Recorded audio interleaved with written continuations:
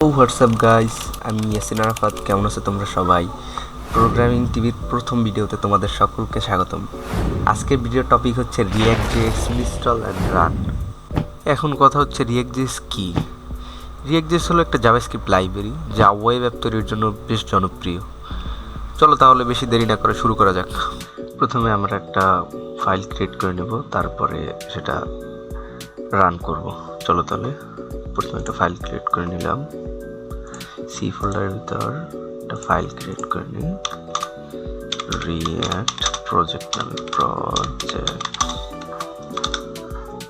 এটার ভিতরে ঢুকে যাই, তারপরে টার্মিনালটা ওপেন করে নিব। টার্মিনালটা ওপেন করে নিয়ে আমরা ক্রোম ব্রাউজারে চলে যাব। ক্রোম ব্রাউজারে গিয়ে এটা স্টার্ট করার জন্য একটা কমান্ড আছে, সেই কমান্ডটা নিয়ে আসতে হবে। তার জন্য আমরা সার্চ দেব বাইট লিখে সার্চ দেব এবং বাইটের ওয়েবসাইটে চলে যাব। গেট স্টার্টে ক্লিক করব। স্টার্টে ক্লিক করার পর একটু নিচে চলে আসলেই দেখতে পারবো npm, তারপর yarn, pnm, আরও অনেক কিছু দিয়ে এটা করা যায়। তা আমার যখন npm ইনস্টল করা আছে তার জন্য আমি npm দিয়ে করব। তোমার যদি ইয়ান দিয়ে করা থাকে, যদি ইনস্টল করা থাকে তাহলে তুমি ইয়ান দিয়ে করে নিবা, সেম প্রসেস। তাহলে আমরা করব কি, create vite latest my app, এটা কপি করে নেব npm দিয়ে। কপি করে নিয়ে আমরা আমাদের টার্মিনালে চলে যাব এবং এখানে পেস্ট করে দেব। পেস্ট করে দেওয়ার পরে এই ভিউর এইখানে আমরা রিঅ্যাক্ট লিখে দিব এবং এই যে মাই ভিউ অ্যাপ, এইখানে আমাদের যে ফোল্ডার দিয়ে ক্রিয়েট করতেছে সেই ফোল্ডারের নামটা দিব। আমরা দিলাম সাপোজ রিঅ্যাক্ট প্রজেক্ট। তারপরে আমরা দেখব ঠিক আছে কিনা, তারপরে আমরা এন্টার দিয়ে এটাকে রান করে দেব। রান করে দেওয়ার পরে এটা কিভাবে কাজ করে সেটা আমাদের একটা ডাইরেকশন দিয়ে দিছে। এটার ফার্স্টে বলছে সিডি দিয়ে আমাদের এই ফোল্ডারটার ভিতরে চলে যেতে হবে। সিডি দিয়ে আমরা ট্যাবে ক্লিক করলে এটা আমাদের সেই ফোল্ডারে চলে যাবে এবং এন্টার দিলে ফোল্ডারের ভিতরে ঢুকে পড়বে। তারপরে আমাদের npm ইনস্টল দিতে হবে। npm ইনস্টল দিলে পরে এটা ইনস্টল হবে।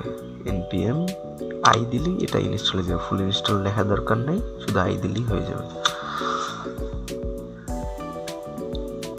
কিছুক্ষণ ওয়েট করতে হবে।